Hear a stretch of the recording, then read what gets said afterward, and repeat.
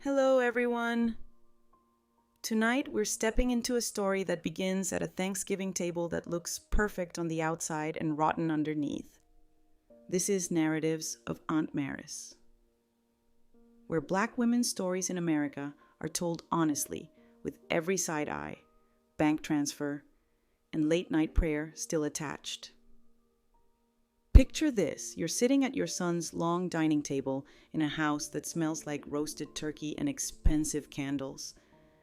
The good china is out, the gravy is warm, and you're wearing the same navy church dress you've stretched across 5 different holidays. Your daughter-in-law is talking about spa weekends and Napa wine. Your son is carving the turkey. And then he leans in and whispers, "Mom, are you enjoying my $10,000 payments?" You freeze. You live in a tiny studio above a deli, smaller than a one-car garage.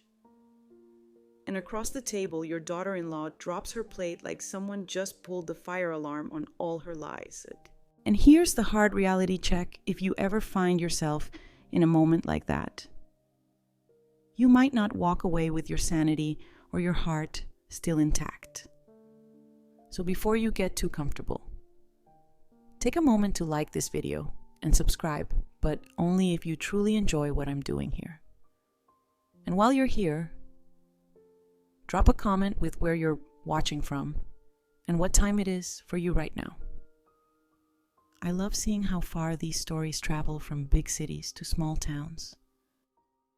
From night shift breaks to quiet bedrooms where you're finally alone with your thoughts. Now, turn off the lights. Maybe turn on a fan for a little soft background noise. And let's begin tonight's journey together. At Thanksgiving dinner, my son leaned in and whispered, "Mom, are you enjoying my $10,000 payments?" I froze and replied, "Son, I live in a 161Q 50 apartment. It's smaller than a one-car garage." That's when my daughter-in-law dropped her plate and lost all the color in her face with the truth. I'm glad to have you here. Follow my story until the end and comment the city you're watching from so I can see how far my story has reached. The smell of roasted turkey filled my tiny apartment as I carefully arranged the few dishes I could afford on my second-hand table. Thanksgiving had always been my favorite holiday, but this year felt different. My son Darius had actually invited me to their house for dinner, something that hadn't happened in over 3 years. I smoothed down my best dress, a navy blue number I'd worn to church for the past 5 years, and checked my reflection in the cracked bathroom mirror. At 64, I looked every bit my age, maybe older. The stress of living paycheck to paycheck on my meager Social Security had carved deep lines around my eyes and turned my hair completely gray. The drive to Darius's house in Oakwood Hills always reminded me of how far apart our worlds had become. My beat-up Honda Civic seemed to as it climbed the winding roads lined with manicured lawns and houses that cost more than I'd make in 10 lifetimes.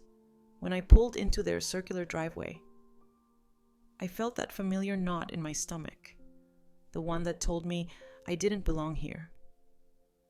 Monique answered the door wearing a cream-colored cashmere sweater that probably cost more than my monthly rent. Her blonde hair was perfectly styled and her makeup was flawless. She'd always been beautiful, but there was something cold in her blue eyes that made me uncomfortable. "Claudette," she said, her smile not quite reaching those eyes. "You made it." The house smelled like expensive candles and success. Everything was perfectly decorated in neutral tones, beiges and whites that screamed money. I followed Monique to the dining room where Darius was carving what looked like the most beautiful turkey I'd ever seen. "Mom." He came over and hugged me, and for a moment, I felt like maybe things could be normal between us. "I'm so glad you could make it." We sat down to dinner and I tried to make conversation. asking about Darius's work at the investment firm and Monique's latest yoga classes. The food was incredible. Tender turkey, creamy mashed potatoes, green bean casserole that tasted like it came from a 5-star restaurant. I felt guilty eating so much when I knew I'd be going back to my canned soup and peanut butter sandwiches tomorrow. About halfway through dinner, as Monique was telling us about some expensive spa weekend she'd just booked, Darius leaned toward me. His voice dropped barely above a whisper, and he said something that made my blood turn to ice. "Mom, are you enjoying my $10,000 payments?" I nearly choked on my sweet potato casserole. My fork clattered against my plate as I stared at him in complete shock. 10,000, what was he talking about? "Son," I managed to say, my voice shaking. "I live in a 161Q 50 apartment. It's smaller than a 1-car garage." The color drained from Darius's face. He looked confused, almost hurt. "What do you mean I've been sending you $10,000 every month for the past 2 years? Monique handles the transfers." That's when Monique dropped her plate. The crash of breaking china echoed through their pristine dining room like a gunshot. Green bean casserole splattered across the white tablecloth and gravy pooled on the hardwood floor. But what struck me most was the look on her face. Pure terror. She scrambled to clean up the mess, her hands shaking as she gathered the broken pieces. "I'm so clumsy." She laughed, but it sounded forced, artificial. Let me clean this up." Darius was staring at me with wide eyes.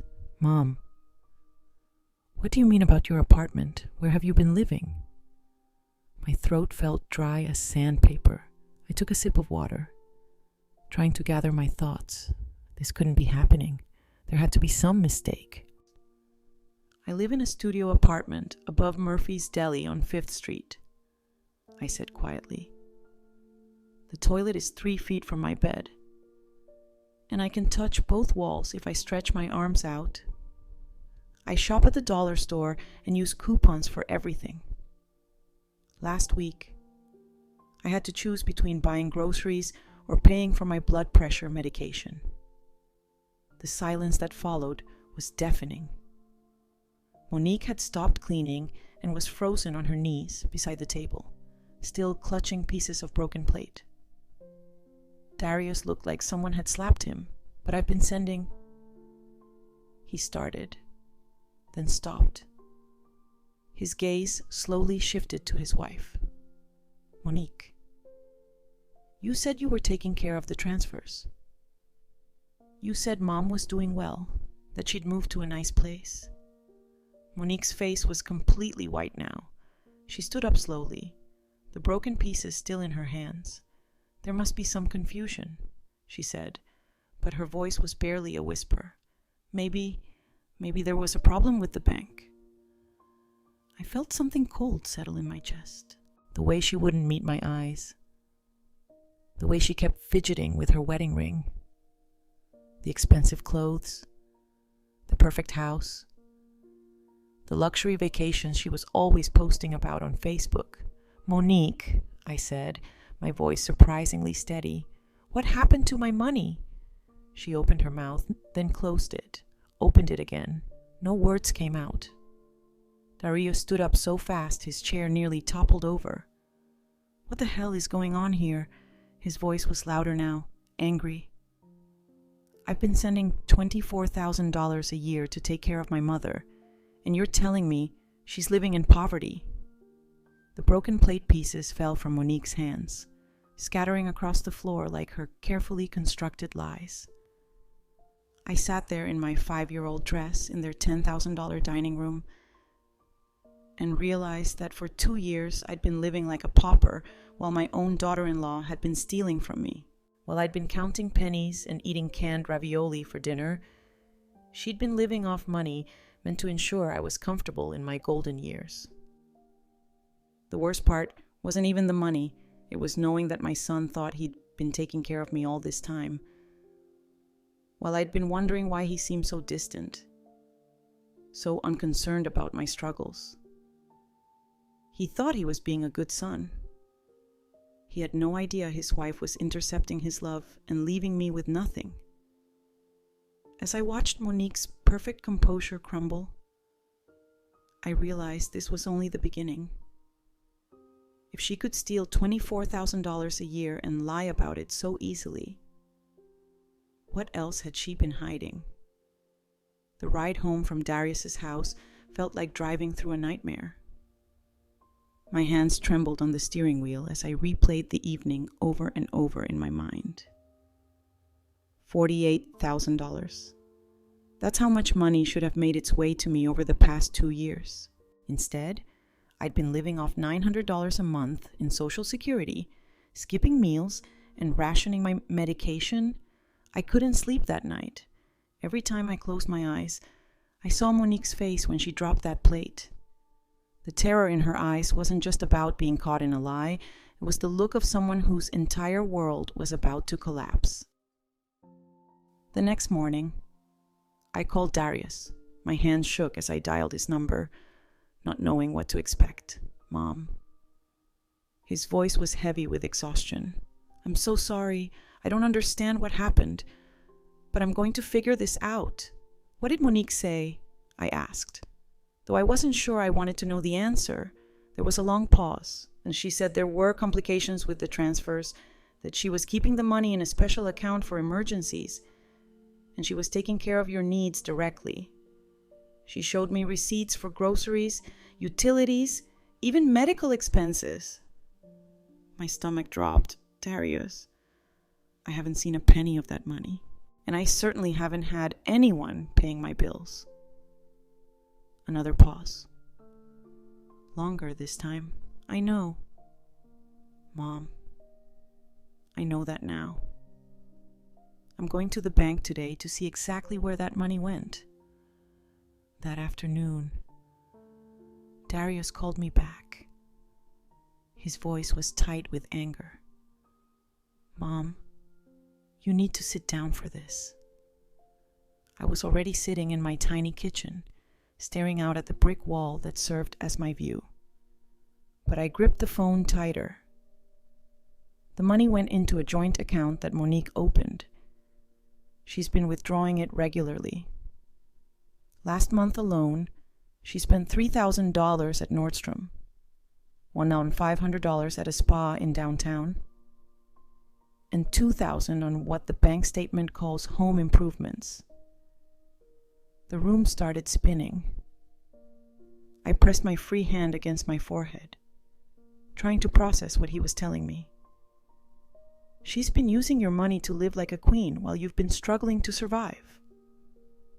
Darius continued, his voice breaking. Mom, I thought I was taking care of you. I thought you were comfortable when you never called to thank me. I figured you were just being independent, not wanting to make a big deal about it. That's when the pieces really started falling into place. All those times I'd wondered why Darius seemed so distant, so unconcerned about my living situation. All those family gatherings I wasn't invited to. All those phone calls that went unturned. He thought he was already doing his part. He thought I was ungrateful. There's more. Mom. His voice got quieter. I looked back through 2 years of statements. She's been systematic about it. Regular transfers to her personal accounts, cash withdrawals, payments to stores I know you'd never shop at. And there are charges for things like designer purses, expensive restaurants, even a weekend trip to Napa Valley that she told me her sister paid for. I felt sick. While I'd been choosing between buying groceries and filling my prescription, Monique had been living it up on money meant to keep me from exactly that kind of desperation. But here's the thing that really gets me. Darius said she's been intercepting more than just the money transfers. I found emails in her computer. Emails I sent you that were forwarded to an account she controls. She's been reading our correspondence and filtering what gets through to you. My breath caught. What do you mean? Remember your birthday 3 months ago? I sent you a card with $500 cash and called twice. You never responded. So I figured you were upset with me about something. But I found copies of emails where she contacted the post office and had your mail forwarded to a P.O. box she controls. She's been intercepting everything. The walls of my tiny apartment seemed to close in around me. She hadn't just stolen money. She'd stolen my relationship with my son. She'd created a barrier between us, making him think I was ungrateful and making me think he didn't care. That Christmas gift I thought you never sent, I whispered, remembering how hurt I'd been when December 25th came and went with nothing from Darius. I sent a tablet and a gift card for groceries, $800 worth. Monique signed for the delivery. I had to put the phone down for a minute. The betrayal was so complete, so calculated. This wasn't just theft.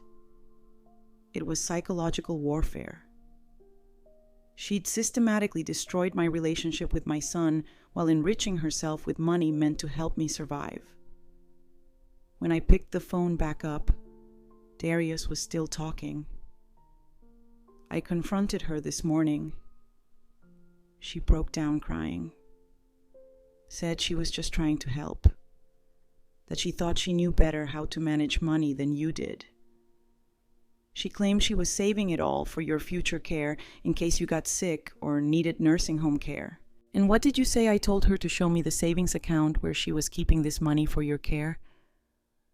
His laugh was bitter. Of course. There isn't one. Every penny is gone. Spent on her lifestyle while my mother was eating dollar store soup for dinner. I closed my eyes, feeling overwhelmed by the scope of what she'd done. But underneath the hurt and anger, something else was growing. A cold, determined fury. What happens now? I asked. Now, I'm filing for divorce. And I'm going to make sure she pays back every cent she stole from you, plus interest. I've already moved the remaining money in our joint accounts to a separate account she can't touch. After we hung up, I sat in my quiet apartment and thought about the past 2 years. The shame I'd felt when I couldn't afford Christmas gifts for Darius. The loneliness when he seemed to drift away from me. The fear when I opened my mailbox to find only bills and no word from my only child. All of it orchestrated by a woman who smiled to my face while systematically destroying my life. But I wasn't the same broken woman who'd been living in shadows. Knowing the truth changed something fundamental inside me. I wasn't a burden my son was reluctantly supporting. I wasn't forgotten or unloved. I was a victim of theft and manipulation. But I was also a survivor. And Monique had made one crucial mistake. She'd underestimated me. I made a decision that surprised even me. I wasn't going to expose Monique immediately. Not yet. After 37 years of marriage to a man who taught me patience through pain and 36 years of raising a son mostly on my own, I'd learned something valuable about timing. Sometimes the most powerful move is the one nobody sees coming, instead of demanding justice right away. I decided to watch to really see who Monique was when she thought she was safe. 3 days after the Thanksgiving disaster, she called me. Her voice was honey sweet, the way it always was when she wanted something. Claudette, I feel just terrible about the confusion the other night. I think there's been a banking error, and I want to help sort it all out. I sat in my threadbare armchair, looking around my cramped apartment, and chose my words carefully. That's very kind of you, dear. I was thinking we could meet for lunch tomorrow. There's this lovely little cafe downtown, Learner Down. Do you know it? Of course, I knew it. It was the most expensive restaurant in the city, where entree started at $45. The irony wasn't lost on me. She wanted to discuss my stolen money at a place I could never afford, probably planning to pay with my own funds. I'm not sure I can afford, oh, don't be silly. My treat, of course. Your treat. Using money that was meant to keep me from choosing between food and medicine. All right, I said. What time? The next day. I borrowed my neighbor, Mrs. Johnson's car and drove to Leonard Dan. I'd never been inside a place so fancy. Crystal chandeliers hung from the ceiling, and each table had more silverware than I owned in total. I felt completely out of place in my discount store outfit. But I held my head high. Monique was already there, wearing a designer dress I now knew cost more than my monthly Social Security check. She waved me over with a bright smile, like we were old friends meeting for a casual chat. You look wonderful.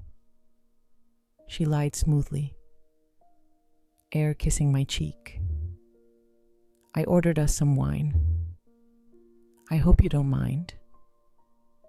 It's this amazing Chardonnay from Napa Valley. The wine probably cost more than I spent on groceries in a week. I took a small sip and listened as she launched into her performance. I feel so terrible about this whole misunderstanding, she said, dabbing at her eyes with her cloth napkin. You have to understand, Claudette. I was only trying to help. Darius was so worried about you. And I thought if I managed the money carefully, I could make sure it was there when you really needed it. She paused, watching my face for a reaction. When I didn't give her one, she continued. I know it looks bad, but I was putting most of it aside in a special high-yield savings account. The receipts Darius saw were just for immediate necessities. I wanted to surprise you both with how much I'd saved. I nodded, taking another sip of wine. That was thoughtful of you. Her shoulders relaxed slightly. She thought I was buying it. The thing is, she continued, leaning forward conspiratorially, I may have mixed up some of the accounts. You know how confusing banking can be for us women, but I'm going to straighten it all out. I promise us women, as if being female automatically made us incompetent with money. I'd balanced my own checkbook for 40 years, stretching every dollar to make ends meet while she'd been living off stolen funds. I'm sure you will, I said calmly. Over the next hour, I listened to an increasingly elaborate web of lies. According to Monique, there had been banking errors, computer glitches, and a series of unfortunate miscommunications. She painted herself as the victim of circumstance, the well-meaning daughter-in-law who'd gotten in over her head trying to help. What struck me most wasn't the creativity of her lies. It was how easily they came to her. She didn't hesitate, didn't stumble over details. This wasn't panic-induced dishonesty. This was the smooth, practiced deception of someone who'd been lying for a very long time. As she talked, I found myself studying her like a specimen under a microscope. The way she touched her throat when she lied about the savings account, how her voice got slightly higher when she claimed the Nordstrom purchases were gifts for you that I was saving for your birthday, the way she avoided eye contact when she said she'd never meant for any confusion to happen. By the time our $120 lunch was over, I had a complete picture of who I was dealing with. This wasn't just a woman who'd made some poor choices. This was a predator who'd identified me as easy prey and had been systematically feeding off me for 2 years. But she'd made one crucial error. She'd underestimated her victim. That evening, I called Darius, but not to report on lunch. Instead, I asked him something that had been bothering me. Son, in the past 2 years, how many times did Monique tell you I was doing well? That I was happy with my living situation? There was a pause, a lot. Actually, whenever I asked about you, she always had updates. She said you loved your new apartment, that you'd made friends in the building, that you were taking art classes at the senior center. Art classes, I'd inquired about them once, but couldn't afford the $15 registration fee.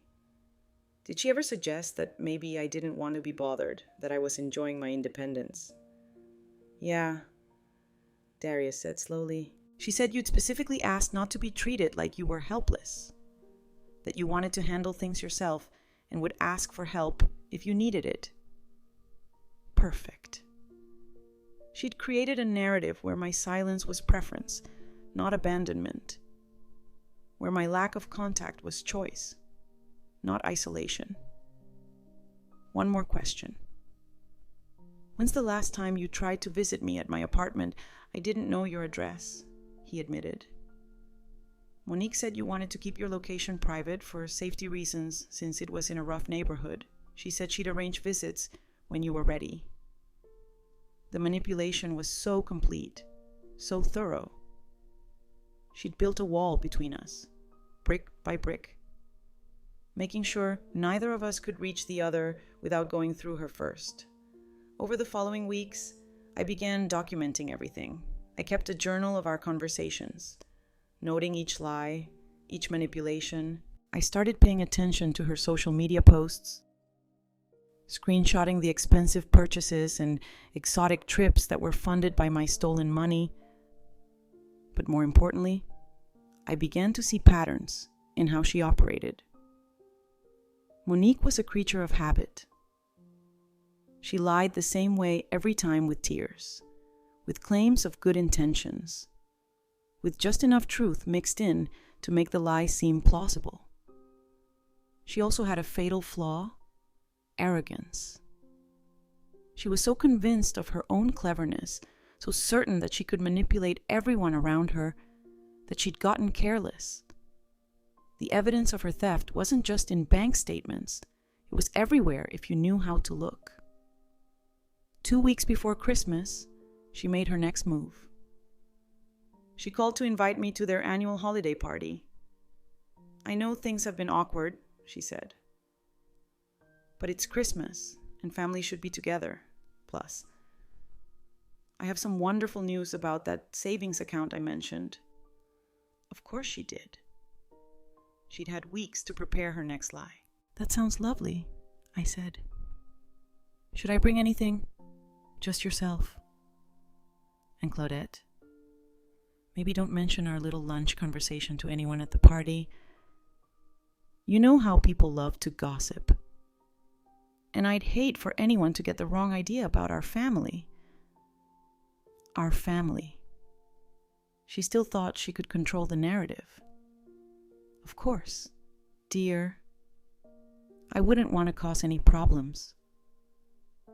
As I hung up the phone, I realized something had shifted inside me over these weeks of watching and waiting. The frightened, ashamed woman who'd been living in this tiny apartment was gone.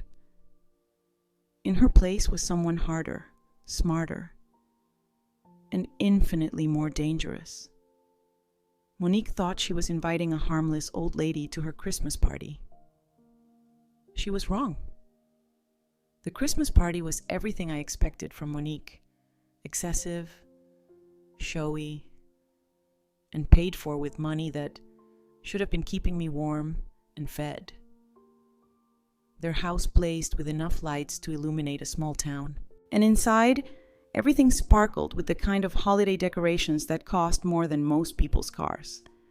I arrived fashionably late, wearing my best dress, the same navy one from Thanksgiving, but I'd managed to find a festive scarf at the dollar store.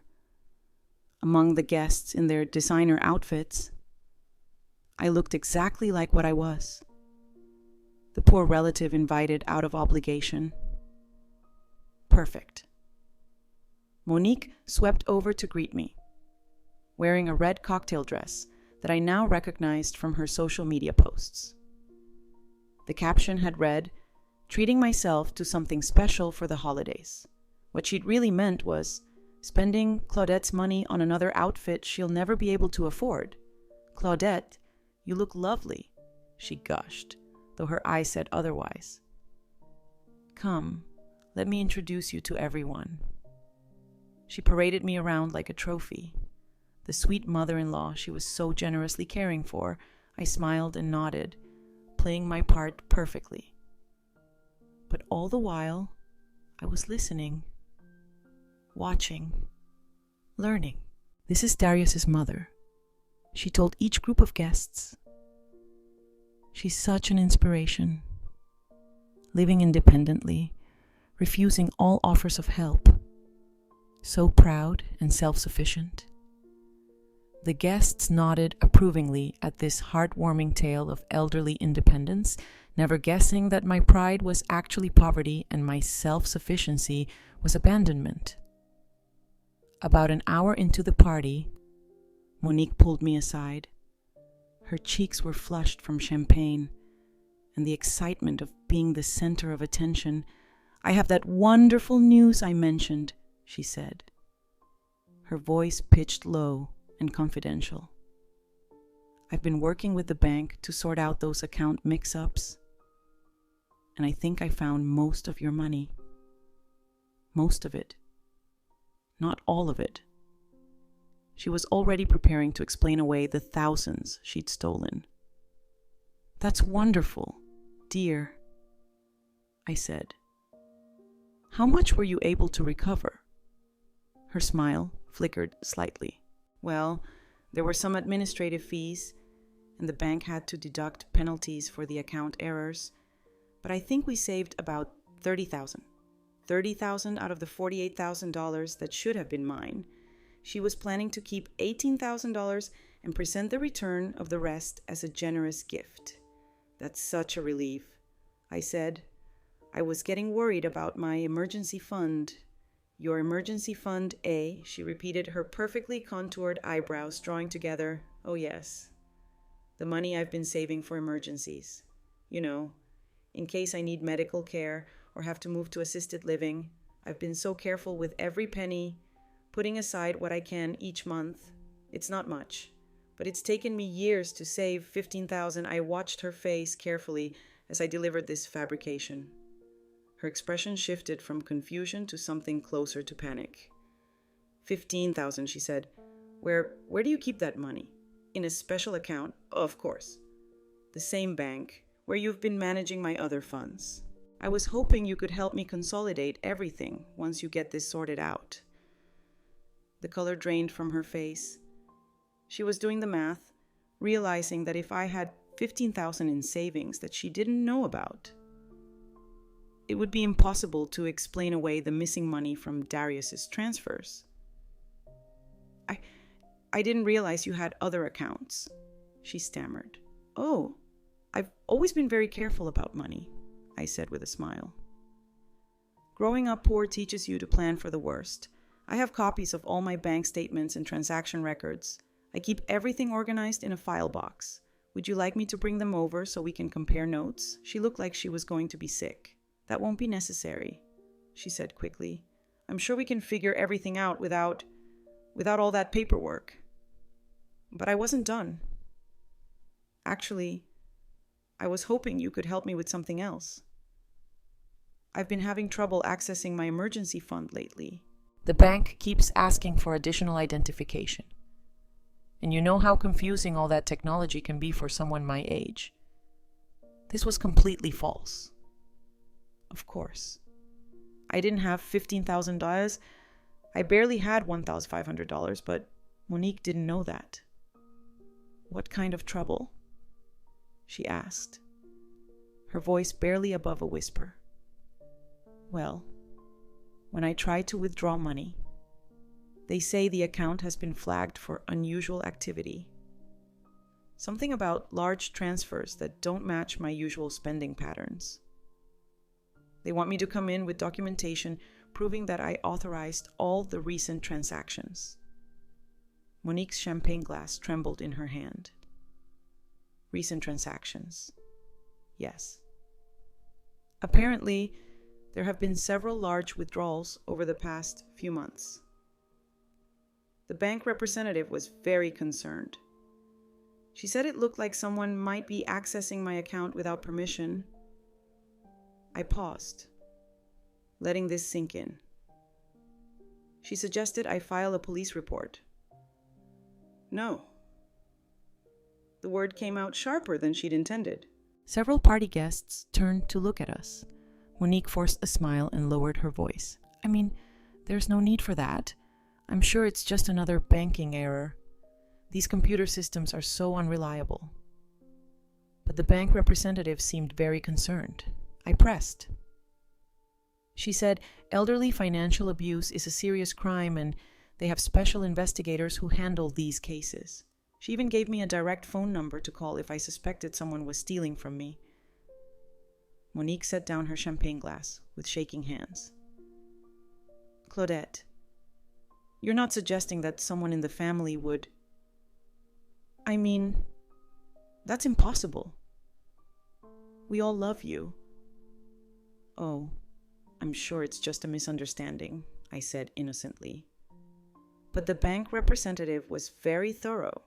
She said they can track every transaction, every login, every transfer. She said even if someone thought they were being clever, the digital footprints always lead back to the source. This was partially true. Banks do track transactions. But I'd never spoken to any bank representative about fraud. Everything I was saying was designed to make Monique believe that her theft was about to be exposed by people far more powerful and relentless than she was. "Maybe we should discuss this privately," she said, glancing around nervously at the other guests. "Oh, there's no rush," I said brightly. The bank representative said I should take my time gathering all the documentation.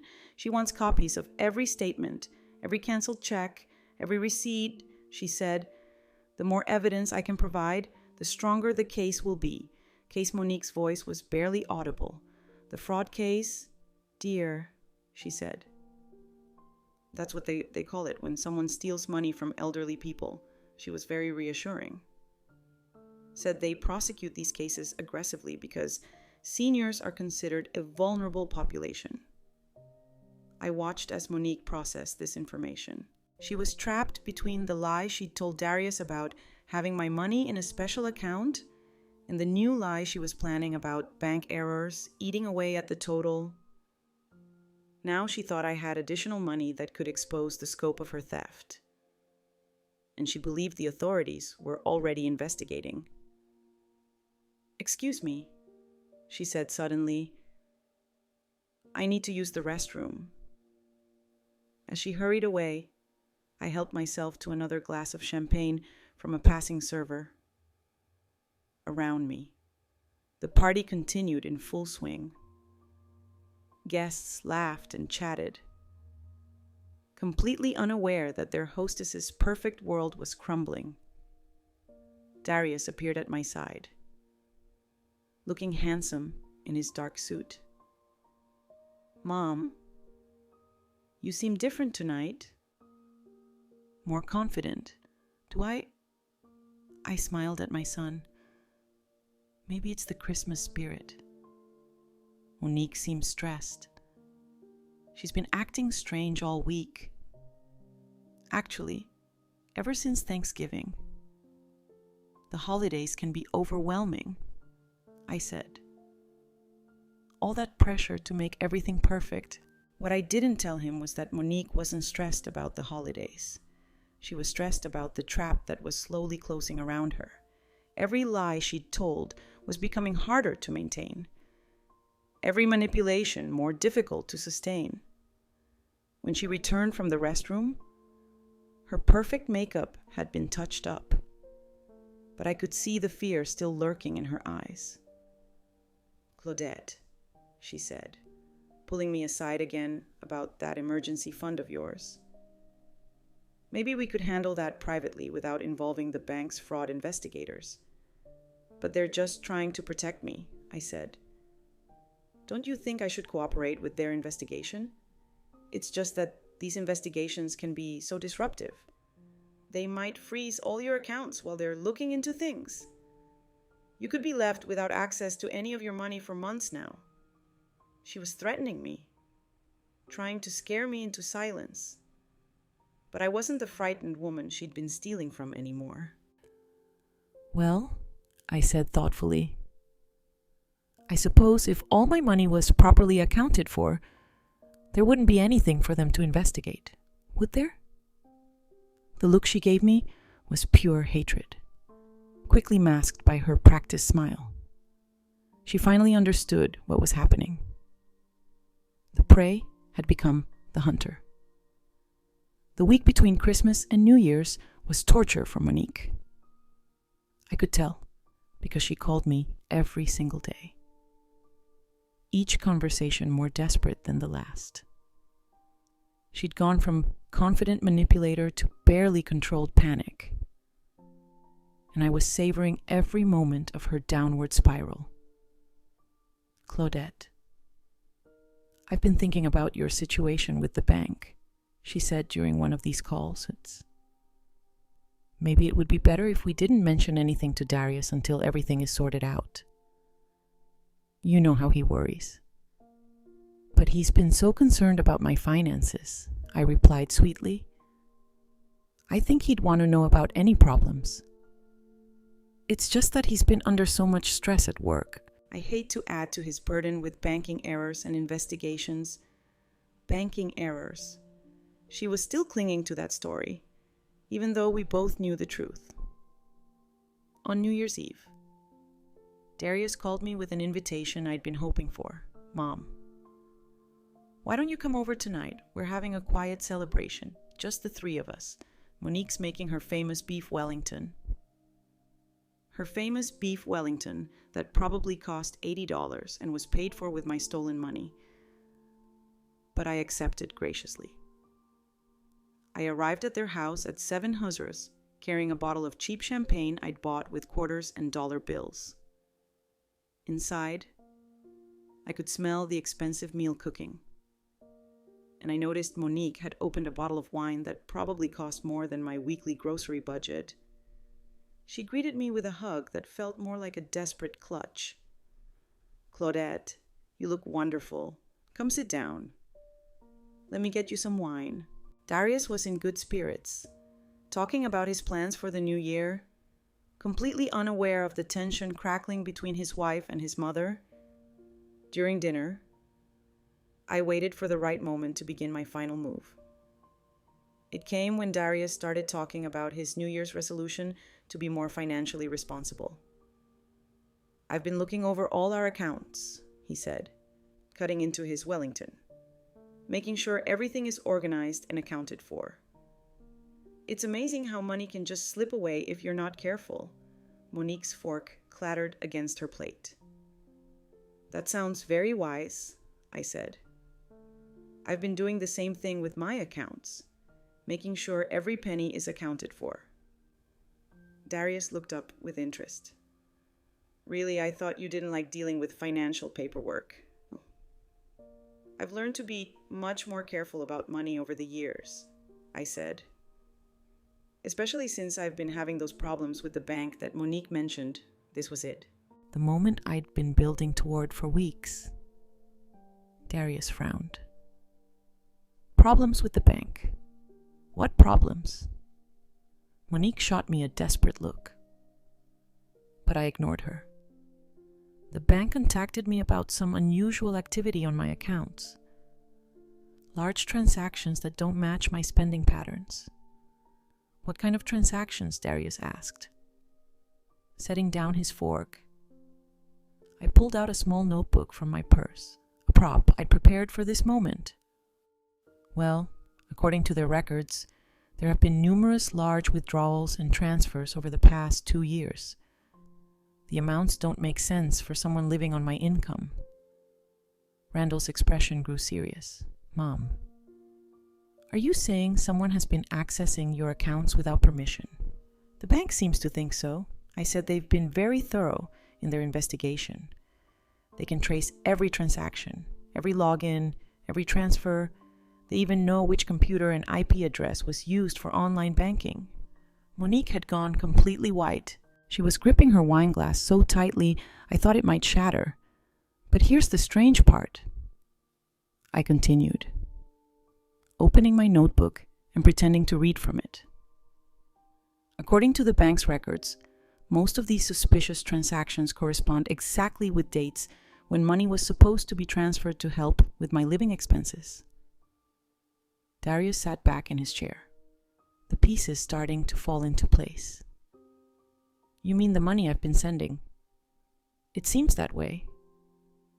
The bank investigator said it looks like someone was intercepting those transfers and redirecting them to other accounts. I looked directly at Monique. She said whoever did this was very clever about it. They made it look like the money was going where it was supposed to go. But then they moved it somewhere else. The silence that followed was deafening. Darius's gaze moved slowly from me to his wife. Monique was staring at her plate, tears starting to stream down her face. Monique, Darius said quietly, is there something you want to tell me? She looked up, mascara running, her perfect facade finally cracking completely. It's not what you think. Then explain it to me. I was trying to help. She sobbed. Your mother doesn't understand money. She would have just wasted it. The words hung in the air like toxic smoke. Randall's face went through a series of emotions: confusion, realization, and finally, cold fury. Wasted it on what he asked. Food, medicine, rent. You don't understand the pressure I've been under. Monique continued as if she were the victim, maintaining this house, keeping up appearances for your career. Your mother was fine living simply. She didn't need all that money. She was eating canned soup and rationing her medication. Randall's voice rose. While you were buying 1,000 purses and taking spa vacations, it wasn't like that. Monique insisted. I was planning to give it back. I was investing it, making it grow, making it. I thought you'd steal from my mother and lie to both of us about it. Darius stood up so abruptly his chair fell over. For 2 years, Mom. 2 years. I thought I was taking care of you. I thought you were comfortable and happy. Do you know how guilty I felt when you seemed distant? I thought you were disappointed in me for not visiting enough. I reached across the table and took his hand. I never blamed you, son. I thought you'd simply moved on with your life. I thought you didn't need your old mother anymore. And you... He turned to Monique, his voice shaking with rage. You let me believe my mother was ungrateful. You told me she didn't appreciate what I was doing for her. You made me feel like I was wasting my money on someone who didn't care. Monique was sobbing now, but they weren't tears of remorse. They were tears of self-pity. The crying of someone who'd been caught and was facing consequences for the first time in her life. All those times I asked you about Mom's situation and you told me she was fine. All those suggestions you made that maybe I was being too generous, that maybe she was taking advantage of my guilt. You were projecting your own behavior onto her. Darius, please, she begged. We can work this out. I'll pay it all back. With what money? He asked coldly. Every penny you've spent was stolen from my mother. The clothes you're wearing, the food we just ate. Probably this entire house payment has been subsidized by money meant to keep my mother from poverty. He turned to me, his eyes filled with shame and pain. Mom, I'm so sorry. I failed you completely. No, I said firmly. You didn't fail me. You were lied to and manipulated by someone you trusted. That's not failure. That's betrayal. Monique tried one last desperate play. Claudette, tell him this is all a misunderstanding. Tell him about the savings account we discussed. But I was done protecting her feelings and done enabling her lies. There is no savings account, I said calmly. There never was. You stole $48,000 from me over 2 years while I lived in a studio apartment smaller than your closet. You intercepted gifts, cards, and letters from my son. You systematically destroyed our relationship while enriching yourself with money meant to ensure I could live with dignity in my old age. The full weight of what she'd done settled over the room. Darius sank back into his chair, putting his head in his hands. I trusted you with the most important thing in my life, taking care of my mother. And you used that trust to hurt her and steal from her. Monique's sobs grew louder, but no one comforted her. She'd burned that bridge completely. I want you out of this house, Darius said, his voice eerily calm. Tonight, take whatever you can carry, but remember, everything else was paid for with stolen money. As Monique stumbled upstairs to pack, Darius and I sat in the ruins of what had been their perfect dining room. How did you know? He asked. How did you figure out what she was doing? I smiled, thinking of all those weeks of careful planning and patient observation. She underestimated me. She thought because I was poor and old that I was also stupid. But surviving on $900 a month for 2 years taught me to pay attention to every detail. And when someone is lying to you, if you watch carefully enough, they always give themselves away. The truth was finally out. Now came the reckoning. 6 months later, I stood in the kitchen of my new apartment, a real one-bedroom with actual walls between the rooms, making coffee in a machine that didn't require quarters. The morning sunlight streamed through windows that faced a garden instead of a brick wall, and for the first time in years, I felt something I'd almost forgotten. Peace. The legal proceedings had moved faster than I'd expected. Monique's lawyer had advised her to cooperate fully, hoping for leniency. She'd signed over the deed to several pieces of jewelry, including a diamond necklace worth $8,000 that she'd bought with my stolen money. Her designer wardrobe was sold, her car repossessed, and the contents of her personal account seized. But the most satisfying moment wasn't financial. It was the day she had to face what she'd really done. The divorce proceedings required full financial disclosure.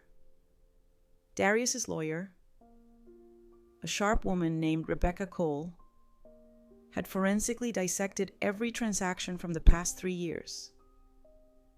The scope of Monique's theft was breathtaking in its audacity and systematic cruelty. She didn't just steal money. Rebecca had explained to us during one of our meetings, she created an elaborate psychological barrier between you and your son. She intercepted birthday cards with cash, Christmas gifts, even get well cards when you had the flu. She returned packages to senders and redirected mail. This wasn't just financial abuse. It was emotional terrorism. The evidence was overwhelming. Credit card statements showing 1,000 shopping sprees on the same days I was counting coins for groceries. Spa treatments scheduled for the afternoons when she told Darius she was checking on Claudette. Vacation bookings paid for with money that was supposed to cover my rent and medication. But perhaps most damning were the emails Rebecca's team recovered from Monique's deleted files. Communications with her sister and friends, where she laughed about the old woman's situation and bragged about how easy it was to manipulate both of them. In one particularly vicious email to her sister, she'd written, "Darius thinks he's such a good son, sending mommy money every month. If only he knew she's living like a church mouse while I'm living like a queen. The old bat is too proud to complain and too stupid to figure out where her money is really going." Reading those words in the lawyer's office, I'd felt something shift inside me. The last traces of guilt or sympathy I might have harbored for Monique evaporated completely. She hadn't just stolen from me. She'd enjoyed it. The financial restitution took time to arrange. But eventually, I received $42,000, most of what she'd stolen, minus legal fees and the portions that were completely unrecoverable. It wasn't everything, but it was enough to change my life completely. I moved out of my studio apartment above Murphy's Deli and into a proper one-bedroom in a building with other seniors who became friends instead of just neighbors. I could afford fresh groceries, name-brand medication, and even small luxuries like cable television and a smartphone so Darius could call me whenever he wanted. But the real transformation was in my relationship with my son. Those barriers Monique had so carefully constructed were gone. And for the first time in years, Darius and I could simply be mother and son again. He visited every Sunday now, bringing groceries and staying for dinner. We talked about everything. His work, his dreams, his regrets about the lost years when he thought I was ungrateful for his help. "I should have known," he said one evening as we sat on my small balcony watching the sunset. "I should have visited you, seen your living conditions with my own eyes." "You trusted your wife," I replied. "That's not a character flaw. That's what marriage is supposed to be built on. But I let her convince me that you were distant, that you didn't want to be bothered. I stopped trying to connect with you because she made me believe you didn't want me to." I reached over and patted his hand. We both learned something valuable. Trust has to be earned and verified. Love doesn't mean blind faith. The divorce was finalized on a rainy Tuesday in April. Monique left town immediately afterward, moving back to her mother's house in another state. She'd lost everything: her marriage, her home, her social standing, and her carefully constructed identity as the perfect wife. But I wasn't finished with her yet. 3 weeks after the divorce was final, I received a phone call that made me smile in a way that probably wasn't entirely Christian. "Mrs. Robinson, this is Detective Angela Brooks with the Economic Crimes Unit. We've received your complaint about financial elder abuse, and we'd like to move forward with criminal charges. I debated whether to pursue criminal prosecution. The civil case had recovered most of my money and ended Monique's marriage. Part of me wanted to simply move on with my new life. But then I remembered all those other elderly people who might become her next victims. Predators like Monique don't stop. They just find new prey. Yes, I told the detective. I want to press charges." The criminal case was different from the civil proceedings. This wasn't about money. It was about justice. Monique was charged with elder abuse, fraud, and theft. The prosecutor, a young woman who specialized in crimes against seniors, was thorough and relentless. "These cases matter," she told me. "People like your daughter-in-law count on their victims being too ashamed or too isolated to fight back. When we prosecute successfully, it sends a message that preying on seniors has real consequences. Monique tried to plea bargain, offering to pay additional restitution in exchange for reduced charges. But the evidence was too strong and her crimes too systematic. In September, exactly 10 months after that devastating Thanksgiving dinner, she was sentenced to 18 months in prison and 3 years of probation. I attended the sentencing hearing. I wanted to look her in the eye one more time and see if she showed any genuine remorse. She didn't, even in her orange jumpsuit. Even facing prison time. Monique's main emotions seemed to be self-pity. She cried during her statement to the judge. But her words were all about how the divorce and prosecution had ruined her life, how she'd lost everything, how she was sorry people misunderstood her intentions. Not once did she look at me. Not once did she acknowledge the 2 years of poverty, loneliness, and fear she'd cost me. To the end, she was the victim in her own mind. But I wasn't there for her apology. I was there for my own sense of closure. When the judge asked if I wanted to make a victim impact statement, I stood up slowly, my voice steady and clear. Your Honor, the defendant didn't just steal money from me. She stole 2 years of my relationship with my son. She stole my dignity, my security, and my trust in family. But most importantly, she tried to steal my voice. I turned to look directly at Monique for the first time since the proceedings began. She counted on me being too ashamed, too weak, or too afraid to fight back. Mom, she was wrong. I may be 65 years old, and I may live on Social Security. But I am not powerless. I'm not invisible. And I am not done living my life on my own terms. As I walked out of that courthouse, I felt lighter than I had in years. Justice had been served. But more importantly, I had reclaimed my own power. That evening, Darius took me out to dinner at Lernardin, the same expensive restaurant where Monique had tried to manipulate me with her lies about banking errors, but this time, we were celebrating.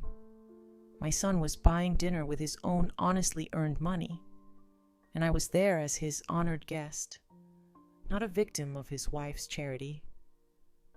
To new beginnings, he said, raising his glass of wine. To family, I replied, the real kind. As we clinked glasses, I thought about the woman I'd been 6 months ago, frightened, isolated, counting pennies, and wondering why her son seemed so distant. That woman was gone. In her place was someone who'd learned that being underestimated could be a strength, that patience could be a weapon, and that sometimes the most powerful thing you can do is simply refuse to be silenced. I was 65 years old, and I was just getting started. Outside the restaurant windows, the city sparkled with possibilities. Somewhere out there, Monique was beginning her prison sentence, finally facing real consequences for the first time in her privileged life. But I wasn't thinking about her anymore. I was thinking about tomorrow and next week and all the years ahead that were finally truly mine.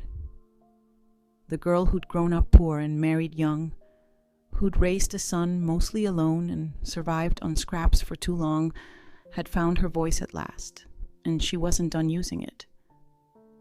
Now, I'm curious about you who listened to my story. What would you do if you were in my place? Have you ever been through something similar? Comment below. And meanwhile, I'm leaving on the final screen 2 other stories that are channel favorites. And they will definitely surprise you. Thank you for watching until here.